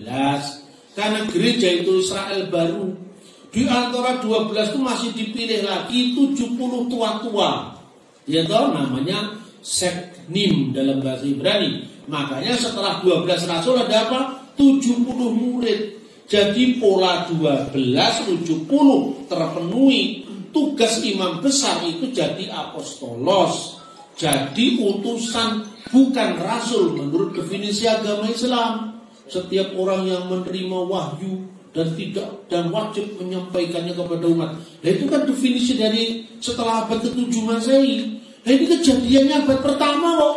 Masa diatur menurut abad ke-7? Jangan dibalik lah. Ya, jadi artinya urusan Islam punya keyakinan sendiri. Itu urusanmu, tidak ada hubungannya dengan kita. Tapi jangan mengukur berdasarkan agamamu untuk mengukur kita. Itu maknanya rasul. Jadi rasul itu maknanya bukan rasul menurut Islam, tapi utusan kongregasi Selia dalam konteks Yahudi. Ya, kira-kira seperti itu ya. Sehingga dengan demikian saya simpulkan, pertama, kesalahpahaman itu muncul karena mengukur orang Kristen dari ukuran mereka. Ya, contohnya tadi tentang rasul. Kedua, tuduhan orang Kristen memalsukan kitab suci hanya gara-gara konsep wahyunya tidak cocok dengan Islam. Lalu orang banyak mengatakan, Pak, kan Nabi Muhammad itu wahyu terakhir, Nabi terakhir. Saya bilang, itu kan menurut kamu. Menurut Mormon, Joseph Smith. Nabi yang paling akhir, Joseph Smith kan. Joseph Smith itu abad 19. Nabi Muhammad abad ke-7. Nah, itu kan Nabinya Mormon. Nah, itu kan juga Nabi kamu. Ya, tak bener kan? Kalau ngomong Nabi terakhir, Joseph Smith aja. Nabinya ganteng, cakep, gitu. Orang bule lah itu Nabi standarnya Mormon. Sekalipun Kristen tidak punya Nabi setelah Yesus. Sudah tutup itu. Tutup buku. Kenapa kok Kristen tidak mengakui Nabi Muhammad sementara kami mengakui Yesus? Suatu waktu Yesus kan urusanmu, terima kasih kamu sudah. Tapi pengakuanmu itu tidak cocok dengan apa yang saya harapkan. Ya, misalnya, saya percaya Pak, Ibu Mutmainah itu adalah seorang guru yang baik. Terima kasih karena ibu saya. Tapi minta maaf Pak, Ibu Mutmainah itu bukan anaknya Pak Imam Sudirjo, tapi dia anaknya misalnya Yohanes Sutopo. Kakek saya itu namanya Imam Sudirjo, punya anak namanya Ibu Mutmainah, punya anak namanya Bambang Nursena. Kalau kamu mengakui bahwa Ibu Mutmainah seorang guru yang baik, terima kasih. Tetapi dia bukan anaknya Yohanes Sutopo, dia anaknya Mbah Imam Sudirjo, dia cucunya Yaya Budardo. Itu silsilah keluarga saya. Tapi kamu mengakui ibu saya orang baik, terima kasih. Tetapi ibu saya bukan anaknya Yohanes, karena tidak ada di keluarga saya namanya Yohanes, Petrus, Paulus, itu tidak ada. Salah apa enggak? Dan saya tidak salah, itu kan fakta yang saya katakan. Terima kasih Anda mengakui apa Yesus. Tetapi maaf ya, bagi kami Yesus bukan hanya nabi. Yesus termasuk nabi, tapi bukan hanya nabi. Dan kedua, nabi dalam definisi kami berbeda dengan nabi dalam definisi kamu. Marilah kita saling menghormati, tidak usah saling mengklaim dan memaksakan pendapat. Ini Pancasila, sepakat. Ya kan? Yang kedua, ketika yang bertengkar kamu, jangan narik-narik kami dalam pertengkaran. Karena itu bukan urusan kami, itu urusanmu. Misalnya, yang nyaris dikorbankan Iska atau Ismail, ya selesaikan sendiri. Di kami Iska semuanya, Yahudi, Kristen termasuk Katolik, Ortodok, Protestan, Pentakosta, Karismatik, semua mengatakan itu adalah Iska. Ayatnya juga tidak pernah berubah. Alkitab di tangan Yahudi yang namanya misalnya Targum, terjemahan bahasa Arab. Alkitab di tangan Kristen namanya Pesita, bahasa Suryani Aramaik, bahasanya Yesus. Atau Alkitab dalam terjemahan Septuaginta Yunani oleh orang Yahudi di Alexandria abad ketiga sebelum Masehi. Alkitab dalam naskah Masoretik abad 10 Masehi. Alkitab naskah Qumran abad kedua sebelum Masehi. Semua bunyinya sama. Apa bunyinya? Wa yumerkahna et binika et yihitega asar akabta et yitsa. Firmannya, ambillah anakmu yang tunggal yang kau kasih, yaitu Isfa. Kalaupun ada perbedaan dan orang Samaria cuma kata Muria dan kata Mureh. Karena Muria itu bagi Yahudi dan Kristen itu Yerusalem. Bagi orang Samaria kan ditolak dalam pembangunan Baitul Yerusalem.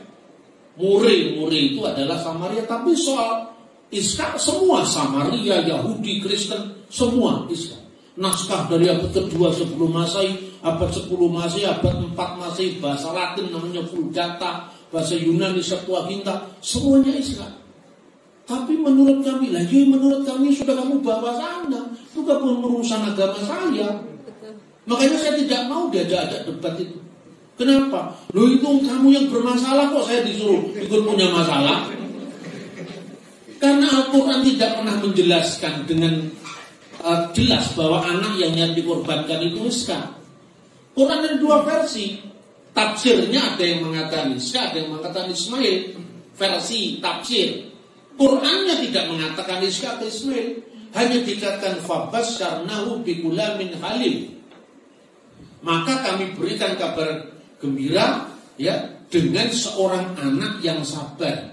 Dan anak yang sabar itu ada yang menafsirkan Iska, ada yang menafsirkan Ismail. Ya sudah, itu yang bermasalah kan Anda, bukan kami. Jadi itu ya Pak, iya. Kalau menurut Al-Quran sudah, kamu simpan itu, saya bukan Quran, kitabnya Injil saya. Enggak mau saya. Itu kan bukan masalah saya. Kedua, Yesus disalib atau enggak disalib? Ya disalib. Menurut tafsir lah, tafsirmu itu saya enggak ada urusan dengan tafsirmu kamu. Maksakan saya tuh tidak saya sampaikan. Kitab saya namanya Injil, bukan Al-Quran. Mari kita saling menghormati, tapi tidak saling mengintervensi. Kamu yakin yang disalib bukan Yesus, terserah.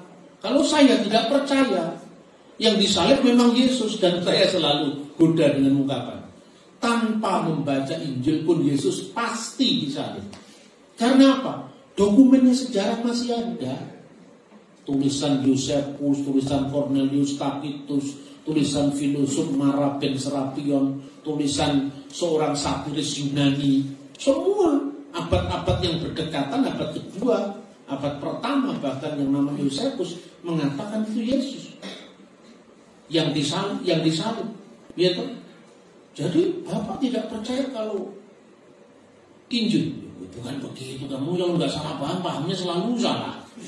Saya nggak membaca Injil karena kamu nggak percaya Injil, kan itu kan. Saya menghormati ketidakpercayaanmu. Karena kamu nggak percaya, ketimbang mulut saya berbusa-busa kamu nggak percaya, ya sudah saya tutup Injil. Terus saya tunjukkan sejarah. Ini loh sejarahnya, netral, namanya sejarah. Oh gitu ya Pak? Iya. Jadi kalau menurut Quran, saya kitabnya bukan Quran, kitab saya Injil. Jadi kalau kamu ngomong Quran silakan di masjid, jangan ngomong di sini. Bingung dia. Jadi menurut Bapak Injil bagaimana? Kalau Anda tanya Yesus disalib tidak, pasti disalib. Tapi kalau kamu tanya untuk apa Yesus disalib, jawabannya ada di Injil. Tapi kan kamu tidak percaya kan? Saya menghormati ketidakpercayaanmu terhadap Injil, maka hormatilah ketidakpercayaan saya pada agama lain. Kan gitu kan? Jadi kita ini sesungguhnya semuanya beriman menurut agama masing-masing, sekaligus semuanya kita kafir terhadap agama lain. Jadi sama-sama kita salaman, sama-sama kafir, sama kafir kan gitu kan? Benar apa tidak? Ya kan? Anda ini kafir loh, karena nggak percaya dengan Yesus. Kami percaya dengan Nabi Isa. Isa menurut kamu, tapi menurut iman Kristen kan enggak. Kamu percaya enggak Yesus itu putra Allah? Saya jelaskan putra Allah itu bukan berarti Tuhan beranak, enggak seperti itu. Tapi kamu enggak percaya kok. Bisa jelaskan apapun, enggak percaya, ya sudah. Berarti kamu kafir terhadap Yesus. Izinkanlah saya kafir terhadap nabimu. Mari kita saling mengkafirkan, enggak apa-apa. Tapi orang lain juga punya hak untuk menyebut kamu kafir terhadap agama Hindu, kamu kafir terhadap agama Kristen. Kami pun kafir terhadap agama orang lain, karena ketika saya sudah memilih istri saya tidak boleh melirik istrinya orang lain. Itu dosa mata namanya. Bener nggak? Karena apa? Ini komitmen pilihan saya, tidak boleh saya kabur dengan pilihan orang lain. Soal kamu mengatakan istriku paling cantik sekali, silakan, itu komitmenmu. Tapi ketika saya mengatakan istriku paling cantik, kamu dilarang, melarang saya mengatakan paling cantik gitu. Ini kalau begini kan enak loh. Toleransi beragama ya berjalan, tapi kita tidak kehilangan identitas dan kita tidak minder terhadap orang lain. Nah, semoga yang saya sampaikan ini, ya kalau mau diteruskan saya ya masih bisa, cuman mulut saya kadang-kadang sudah agak macet. Pikiran saya nggak pernah macet, mulut saya ini kadang-kadang macet. Ya, saya kira itu dulu. Nanti kita boleh tanya-jawab ya.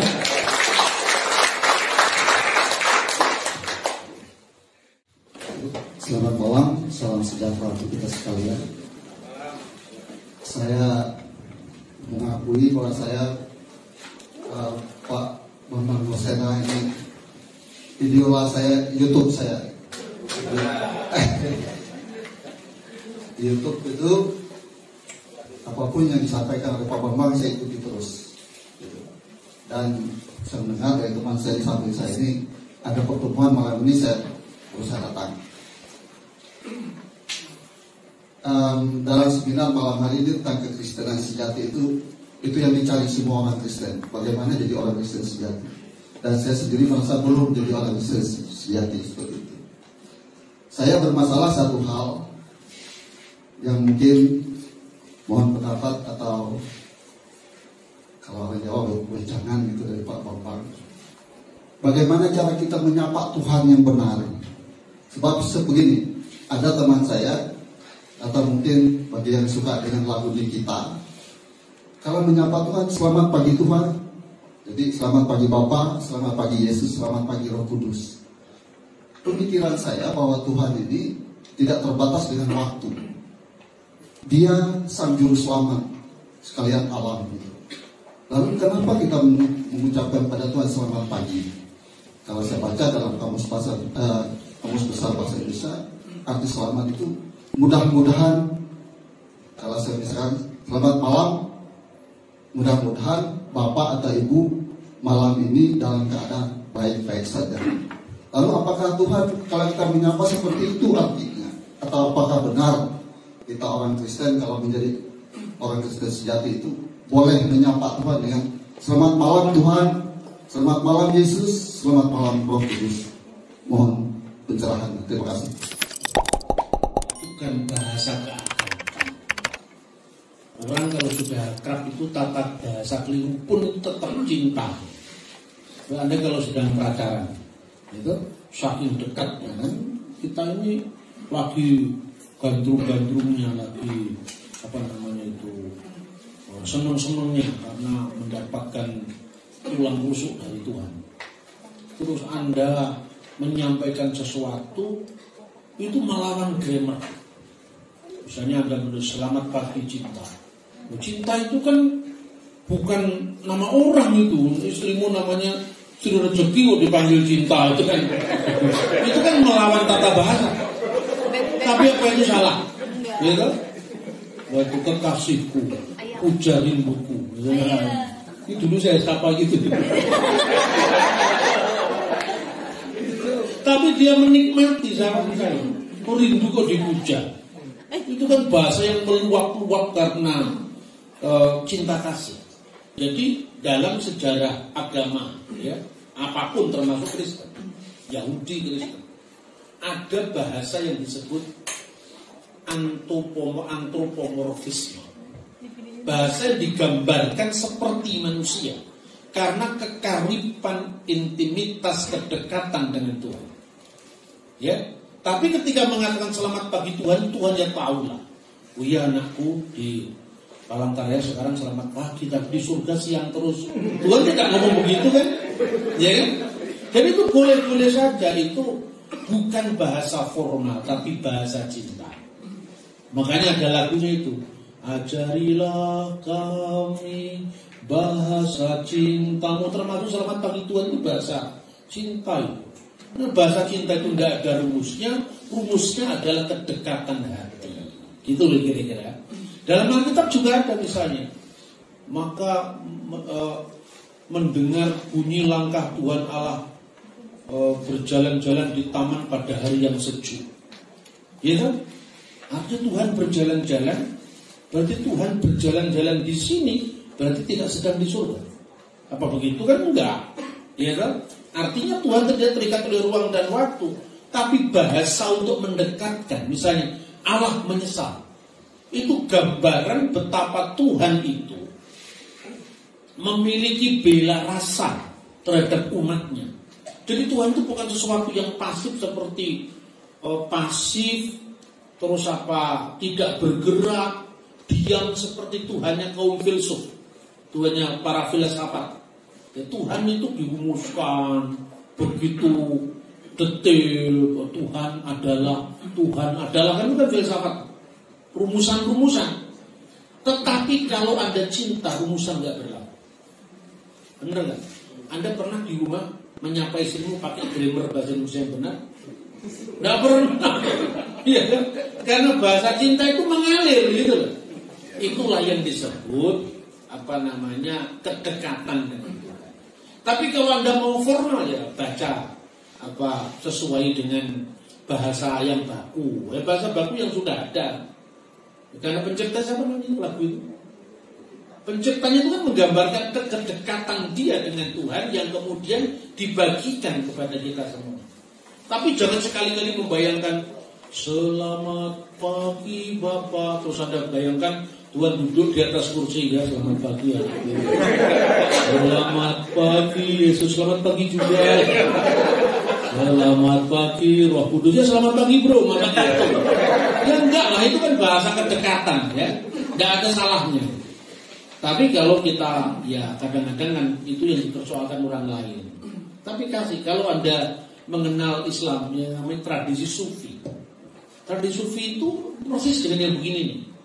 Ya artinya menggambarkan kedekatan dengan Tuhan itu sampai dia mengatakan ya seperti asik masuk mabuk Tuhan.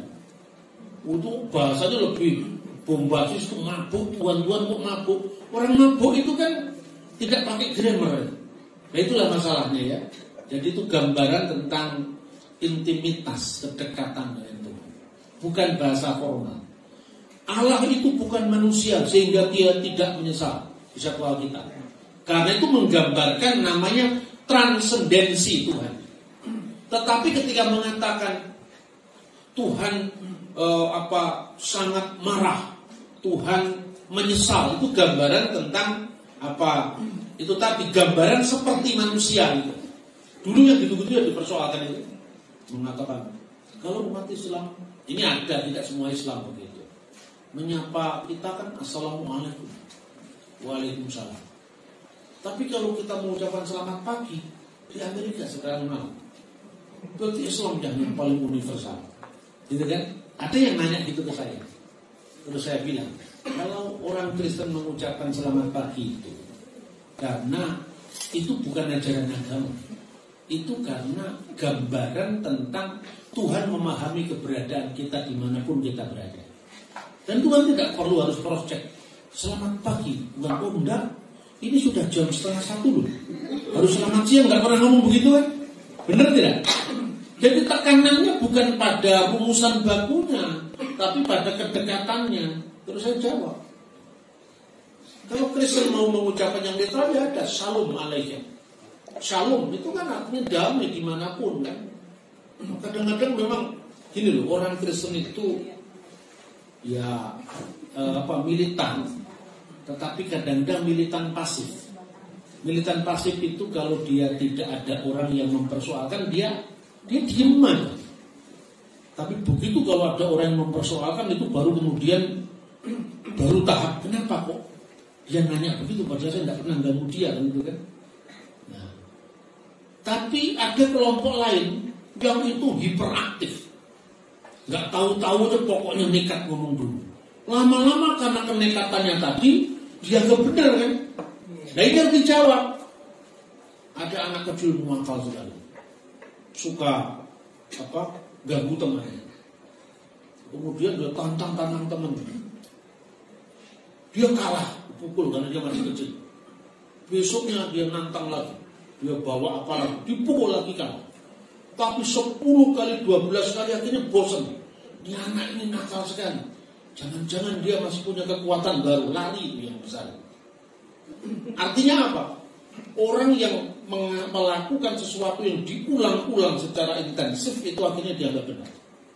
Makanya metodenya Hitler itu kalau kebohongan pun kalau diulang-ulang itu pasti dianggap kebenaran. Nah, orang Kristen jangan mau kalah militan dalam hal ini. Militan tidak mengganggu orang lain kok. Militan bertahan kan boleh. Apa keunggulan iblis yang tidak dimiliki manusia? Coba renungkan. Iblis terlalu pintar? Enggak, dia enggak pintar. Namanya roh teritorial itu, kalau wilayahnya roh lain dia tidak bisa nabrak. Makanya orang dikasih guna-guna itu, santet atau apa itu, nyebrang pulau kan sudah tidak mempan lagi. Karena apa? Penguasa teritorialnya lain.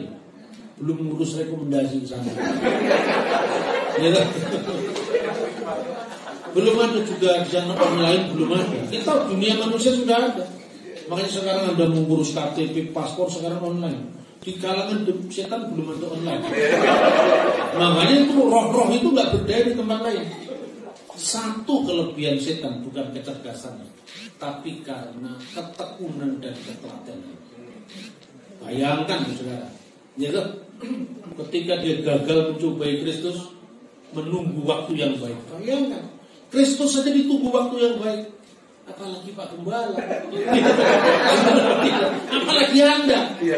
Jadi Anda jangan kalah telaten. Saya ditanya sama teman saya, tanya Pak Didi, sejak kira-kira kita ibadah di Alfa Omega itu di bawah tahun 2000 itu, tahun 99 atau 98, saya ketemu beliau dulu.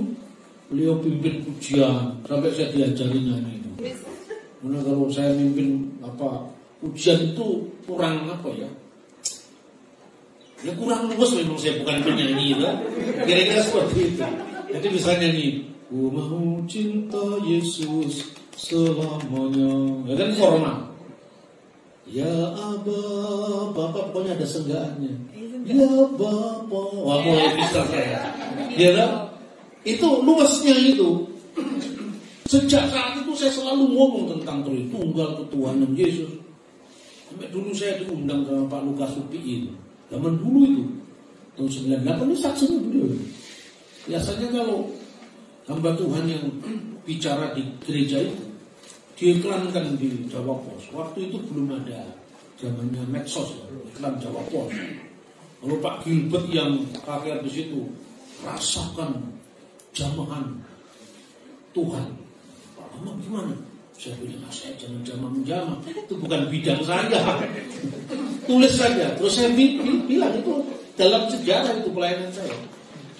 Gimana Pak? Ibadah sesi pertama tulis saja. Tema, tidak ada ilah selain Allah. Tema ibadah 2 itu jam 10 itu. Allah tidak beranak dan tidak diperanakan. Disertai tanya jawab. Mana ada ibadah tanya jawab? Karena pikiran saya, kalau bikin seminar yang datang nggak sampai 100. Tapi kalau ibadah waktu itu ada sekitar 2000-an orang. Jadi saya pikir kamu ini, manusia ini kan yang mikir dan nggak mikir itu kan banyak yang nggak mikir kan. Jadi ke gereja itu kan butuhnya pokoknya cepet-cepet selesai. Ya, setelah itu makan gimana itu dia kan. Saya ini putus asa juga kan. Saya kalau bikin seminar yang hadir di bawah 100. Tapi mumpung saya diundang khotbah, gerejanya anggotanya banyak, ya waktu itu saya tanya jawab Pak. Bisa Pak? Bisa diatur kan. Setelah jam kedua itu kan jaraknya panjang lagi, nanti sore jam 5, baru jam 5. Kenapa firman Allah jadi manusia? Kok tidak jadi buku? Iya kan? Kemudian datang orang-orang non-muslim, non-Kristen. Nah, pendetanya telepon saya, Pak Lukas Upi, Pak, memang ini bagaimana? Apa Pak Pendeta? Saya bilang, ini kan non-Kristen hadir Pak. Kalau penginjilannya biar ada hadir Pak, bukan salahnya kita. Kemudian tanya, boleh nggak Pak Pendeta? Boleh hadir. Saya ditanya sejak tahun itu sampai sekarang. Saya ngomong ini kan itu juga tentang Allah Tritunggal, ketuhanan Yesus, benarkah Yesus disalib, siapa yang dikorbankan, diulang-ulang. Melkisedek tidak berbau, tidak beribu, itu kan tema-tema tahun itu. Meskipun ya sesuai dengan zaman, audiennya berbeda, cara penyampaian berbeda. Terus saya ditanya, yang nanya kebetulan teman muslim, sampai tidak bosan Mas? Ya bosan, tapi ketika bosan saya diingatkan sama Gus Dur. Gus Dur kan selalu mengatakan, Gus, apa ada tidak bosan? Dulu ngomong begini, 10 tahun lalu ngomong begini. Lah kalau saya tidak ngomong, itu yang ngawur-ngawur itu kan menang. Karena tidak ada penyeimbang. Saya sebenarnya ya bosan, tapi kalau saya bosan saya kalah. Nah itulah ketelatenan yang dimiliki oleh setan yang tidak dimiliki oleh manusia. Maka jangan kalah dengan setan. Modalnya nggak terlalu pinter pun, nekat itu sama kok. Lama-lama kan karena nekat kan akhirnya ngerti juga, diulang-ulang. Ya, nah itu kira-kira sudah. Ya, saya kira. Terima kasih, saya Agus Samad. Sangat menarik sekali materi yang disampaikan Bapak. Di sini yang ingin saya tanyakan terkait hukum Taurat. Jangan menyebut nama Allahmu dengan sembarangan, Pak. Bagaimana saya mohon penjelasan, dan kedua yang kita pahami Tuhan Allah kita adalah Tuhan Yesus, Pak. Tapi terkadang ada ajaran seperti Yahweh, seperti memanggil Tuhan harus Yahweh gitu. Apa perbedaannya Pak? Mohon penjelasannya Pak. Ya, itu sebetulnya bukan tradisi Yahudi. Itu tradisi orang bukan Yahudi. Karena kata Yahudi itu tidak boleh dieja. Kata itu terdiri dari huruf-huruf mati. Ya, hanya konsonan. Huruf hidupnya tidak ada. Lalu para rabi, para ahli jauh sebelum zaman Yesus sudah melakukan itu. Karena ada ungkapan jangan menyebut nama Tuhan dengan sembarangan itu, maka kemudian betapa kudusnya nama itu, sehingga orang tidak berani sembarangan mengungkapkan. Sekarang contoh ya, kalau kita menyebut nama Tuhan sedikit-sedikit ya, itu kan sepertinya menjadi kelatan sehari-hari.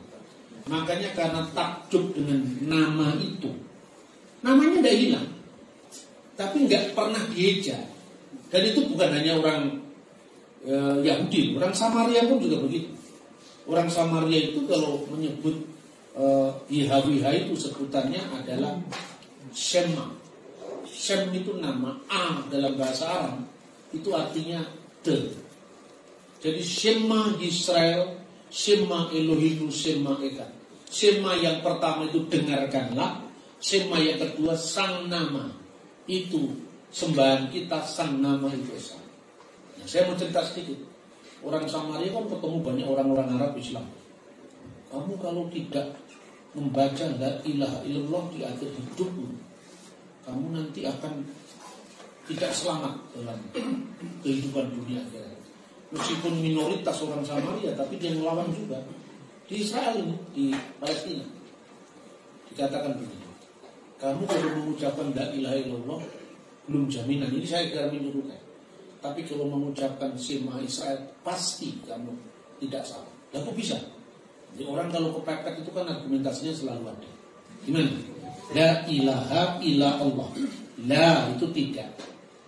Ilaha Tuhan. Ilah kecuali Allah. Satu-satunya sembahan.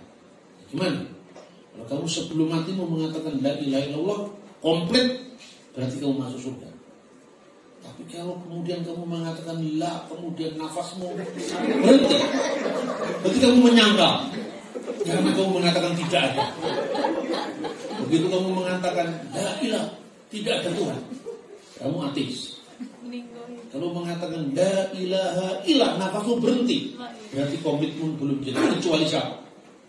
Tidak ada ilah kecuali, ya kecuali siapa? Mati kamu. Karena apa? Belum jelas. Baru kalau kamu 4 la ilaha illallah kamu benar. Tapi kalau kami orang Samaria mengucapkan di yang pertama, kedua, ketiga, keempat semuanya surga, kata orang Samaria. Kok bisa? Shema, Shema, Shema Elohim, Shema Echad. Shema itu sang nama. Kalau orang Yahudi menyebut Adonai, orang Samaria sama. Shema artinya sang nama, nama Tuhan. Nafas kami berhenti pada sama karena Tuhan. Elohim, Allah kami, Tuhan. Shema, Tuhan juga. Echad yang Maha Esa. Nah, jadi menang saya. Karena nafas kami berhenti dimanapun tetap Tuhan. Ini ceritanya saya kasih bahan-bahan yang lucu-lucu begini supaya ide kita banyak. Kalau ketemu teman, idenya banyak. Makanya kadang-kadang saya itu kalau di kalangan teman-teman lintas agama itu jarang nanya saya soal agama. Jadi pancing-pancing itu tidak mau nanya agama. Tapi kalau saya ceramah habis itu, yang nanya kan tidak hanya saya kan. Itu kadang-kadang di Elsam, lembaga apa itu, studi agama dan masyarakat itu misalnya. Atau misalnya YouTube saya itu, misalnya saya ngomong di MPR, saya ngomong di kalangan kepolisian itu kan kadang-kadang ditayangkan tuh di hakim-hakim. Itu kan selalu orang mana saya itu ngomong di MPR sama Pak Mahfud MD tentang Bhinneka Tunggal Ika. Anda lihat itu netizen yang ngomongnya apa? Ayo Pak Mahfud, kamu katanya dokter, tapi Tuhanmu pakai ngolong gitu, bahasa gitu kan. Wasar sekali. Karena apa? Orang tidak bisa membedakan ketika saya di gereja dan ketika saya di luar gereja. Tapi itu resiko bagi saya. Makanya sering orang nanya kepada saya. Saya baru ngomong di PDI Perjuangan, saya ngomong di MPR. Kok Bapak tidak jadi politikus? Dulu saya memang aktif di politik, ya. Tetapi ada bayangan Ahok yang tidak ngomong agama saja, begitu kepentingan mayoritas ini terganggu di penjara kan, apalagi saya. Ngerti maksud saya? Jadi orang itu mesti berbagi tugas. Saya tidak berpolitik praktis, tapi bukan berarti saya tidak peduli dengan negara saya, karena itu risiko, gitu ya. Itu cara memahami tentang tadi menyebut nama Tuhan dengan sembarangan tadi. Itu saya kira. Lanjut silakan, mungkin sebelah kiri. Ya, dulu ya. Malam Bapak, di awal seminar tadi dikatakan Kristen sejati itu pengajaran lurus, doktrin, penyembahan yang lurus, dan kelakuan yang lurus. Setuju Pak? Berkaitan dengan yang pertama, doktrin, pengajaran, ada beberapa fakta Pak Bambang bahwa sebenarnya di Indonesia yang saya tahu, beberapa gereja itu kan ada penekanan doktrin tertentu. Pastilah saya gereja Sidang Jemaat Allah berbeda lah dengan teman-teman petani dan sebagainya. Ada penekanan tertentu. Nah, apakah ada istilah pengajaran primer yang wajib harus ada di semua gereja? Lalu kalau tidak ada itu apa implikasinya? Terima kasih. Ya, penekanan pada ajaran-ajaran tertentu di gereja itu tidak salah. Karena gereja itu kan muncul dari konteks zaman masing-masing. Kan? Jadi misalnya, kalau Anda ke gereja-gereja reformasi Protestan, itu karena tekanannya dulu melawan hegemoni kepausan. Sehingga itu relevan pada zaman itu. Tapi belum tentu ketika sekarang relevan. Kadang-kadang orang Katolik lebih Protestan ketimbang Protestan sekarang ini. Jadi artinya kritik dari abad 16 itu bukan kritik abadi. Ya kan? Begitu juga munculnya gerakan Pentakosta itu kan karena memiliki semangat zaman yang mencoba untuk diubah ketika gereja Protestan itu stagnan kepada liturgi yang terlalu kaku, kepada organisasi gereja yang bersifat tunggal. Coba Anda lihat kalau di gereja-gereja Protestan mainstream itu kan tata ibadah itu mulai dari votum salam sampai khotbah sampai salam berkat semua kan tunggal. Nah gitu kan? Nah berarti kan itu coba orang-orang karismatik Pentakosta itu melihat loh kenapa kok hanya berpusat pada seorang. Lalu bagaimana peribadatan dalam pengertian yang lebih lebih luas, yang semua terlibat kan itu kan? Dan problem di kalangan gereja-gereja Protestan karena kekakuan ini. Tetapi kritik ini juga bersifat temporal karena sesuai dengan tantangan zaman itu. Yang menjadi masalah adalah menekankan ini sebagai konflik abadi. Jadi sekarang ini waktunya gereja itu sebetulnya saling melengkapi. Jadi gimana caranya? Menekankan kekasan Sidang Jemaat Allah, kekasan GPDI, kekasan Betani, kekasan Gereja Betel, tidak ada salahnya.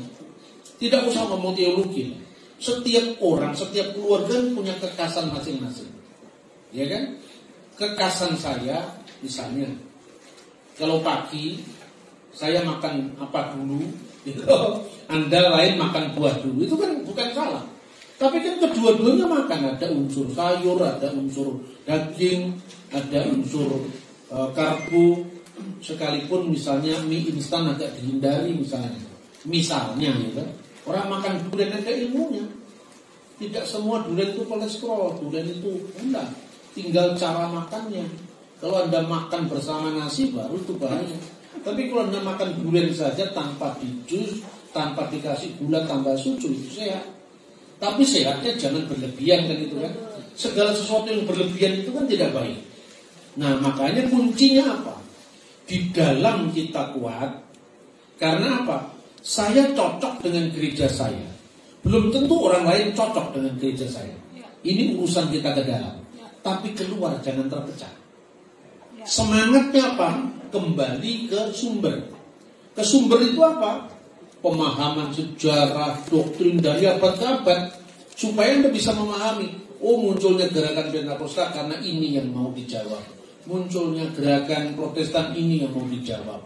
Perpecahan Katolik dan Ortodok ini persoalannya. Kita tahu bahwa kemudian kita tetap di rumah kita masing-masing. Itu semacam bilik-bilik dalam rumah besar bersama. Atau sungai-sungai yang mengalir pada samudra yang sama. Jangan kita hanya tinggal di sungai kita, di aliran kita. Tapi biar dia mengalir sampai ke laut. Ya kan? Itu artinya jadi setiap aliran itu boleh lah. Air mengalir dari jauh sampai ke laut. Lah lautnya ini adalah sumber inspirasi bersama iman Kristen. ketuhanan Kristus, keselamatan kekal dalam Kristus, Tritunggal Maha Kudus itu dari awal tidak pernah berubah.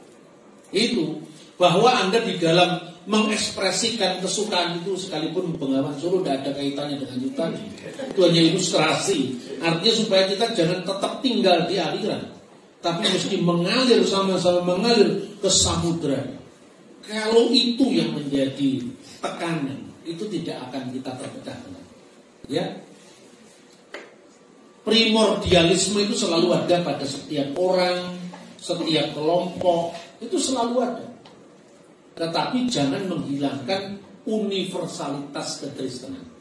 Itu saya kira. Puji Tuhan, Pak Yato. Terima kasih. Haleluya. Shalom. Perkenalkan, nama saya Samuel. Ya, yang saya mau tanyakan tadi seperti yang Bapak Dr. Bambang jelaskan di dalam Ibrani pasal 7 ayat 3 tentang keimaman Melkisedek. Kita tahu tadi Pak sudah singgung bahwa sosok Melkisedek ini sosok yang misterius, hanya dibahas di dalam kitab Abraham, setelah itu kitab Mazmur, dan setelah itu muncul di dalam kitab Ibrani. Nah, kita tahu bahwa kitab Ibrani itu sangat kental dengan penggunaan atau penguraian topik tentang kristologi. Nah, yang saya mau tanyakan adalah apakah penggunaan figur Melkisedek sebagai tipologi keimaman Kristus? Karena figur misterius itu telah ditafsirkan secara kontroversi dalam tradisi Qumran dan tradisi Targum, di mana tradisi Qumran itu menafsirkan bahwa Melkisedek itu adalah sosok malaikat, sedangkan di dalam tradisi Targum itu menafsirkan bahwa Melkisedek itu adalah manusia sejarah. Nah, bagaimana penjelasannya? Dan yang kedua, karena ini juga sering menjadi pertanyaan dari saudara kita yang menyandingkan bahwa Melkisedek itu lebih tinggi daripada Yesus karena dia tidak punya bapak dan tidak punya ibu, dan dia dikatakan imam selama-lamanya. Terima kasih, Pak. Tuhan Yesus memberkati. Ya, terima kasih. Kalau Qumran menafsirkan Melkisedek dengan malaikat itu karena apa? Karena berkembangnya doktrin tentang malaikat seiring dengan sekte SNI yang memang lebih berciri mistik. Jadi karena itu komunitas mistikus, maka orang-orang mistikus kan sukanya begitu. Manusia yang konkret aja tidak konkretkan. Cuman karena ada celah di mana karena perjalanan Melkisedek itu tidak setegas tokoh-tokoh yang lain. Dan penulis kitab Ibrani menggambarkan tipologi Melkisedek sebagai tipologi Kristus karena kemisteriannya itu. Artinya surat Ibrani mau menekankan sejelas apapun Kristus dalam Kristus korban, kan tekanannya begitu kan, Yesus imam besar perjanjian baru, dan itu kan kemisterian daripada Sang Kristus yang adalah firman yang menjadi manusia itu tidak bisa diungkapkan selain dengan pengungkapan sosok yang mirip kemisteriannya, yaitu Melkisedek. Nah, tapi kalau soal tidak berbapak tidak beribu itu clear, itu persoalan bahasa itu. Persoalan bahasa itu artinya tidak berbapak tidak beribu bukan tidak punya bapak tidak punya ibu. Makanya saya tunjukkan tadi terjemahan bahasa Indonesia Nasakin itu bahasa Indonesia sehari-hari. Dan ini kalau orang Yahudi ada yang sosok historis itu misalnya tafsiran bahwa itu adalah Sem, karena usia Sem masih hidup pada masa Abraham misalnya. Ya, tetapi artinya siapapun Melkisedek yang jelas Melkisedek lebih daripada Abraham. Karena persoalannya gini, Abraham itu kan awal keterpilihan Israel. Makanya dalam tafsiran Yahudi, sebelum Abraham bersunat, itu dia mewakili nabi bangsa-bangsa. Setelah Abraham bersunat, itu awal keterpilihan sebagai bapak bangsa Israel. Ya kan? Makanya kalau doa Yahudi kan selalu Elohe Abraham, Elohe Yitzhak, Elohe Yakub. Abraham tandanya apa sekarang? Sunat. Secara universal seluruh manusia itu kan sekarang Adam kedua itu, artinya setelah dimusnahkan oleh air bah itu kan Nuh. Makanya perjanjian Nuh, lambangnya apa? Itu pelangi. itu adalah mondial, universalnya no. Nah, setelah universal itu kan dunia ini kalau menurut pandangan Yahudi kan dibagi dua, Goyim dan Yehudim. Terpilihan Yahudi dimulai dari Abraham, gitu. Nah, ini alur utama dari Yudaisme yang diteruskan oleh kekristenan. Sedangkan Qumran itu tradisi mistik. Kalau di Kristen mirip Gnostik gitu. Jadi tradisi mistik itu senang sekali kalau ada sesuatu yang sosoknya tidak jelas lebih diperumit lagi. Iya kan? Tidak usah jauh-jauh, mistik Jawa juga begitu. Iya kan? Jadi ada tafsir ulang. Karena ada sesuatu yang sifatnya bisa ditafsirkan secara berbeda. Dan semakin tidak jelas, penganutnya semakin banyak. Itu ciri mistik kan begitu. Dalam agama itu memang ada yang sifatnya mistikus. Karena apa? Semua persoalan Tuhan itu tidak selesai di rumusan teologi. Makanya saya tadi mengatakan, ya kalau Anda mengikuti ada teolog Kristen yang terlampau menekankan rumusan, biasanya kalau Anda tahu selamat bagi Tuhan, salah selalu begitu. Terus saya mau cinta kalau disalah. Itu kan apa? Ungkapan hati. Ungkapan hati itu tidak ada rumusnya. Ungkapan itu merupakan kedekatan, itu orang karismatik. Tetapi ungkapan hati itu mesti dibatasi supaya tidak jadi doktrin. Dan nanti misalnya selamat pagi Tuhan itu benar, tapi sorenya bagaimana itu salah, ya kan? Itu loh kira-kira ya. Jadi itu karena Qumran itu memang karena mistik yang ditekankan. Makanya di Qumran itu misalnya tokoh Belial itu kan nggak ada di Alkitab itu. Belial itu sosok iblis di Qumran.